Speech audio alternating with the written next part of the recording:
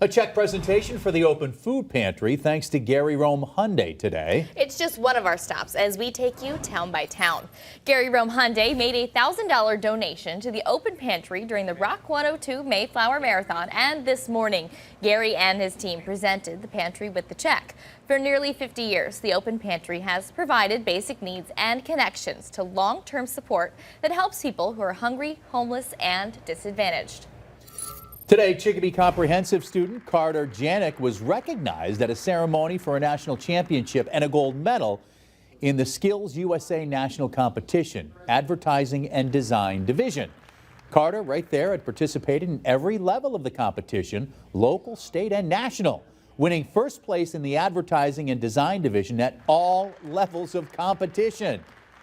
A lot of skill in that young man. We'll be right back.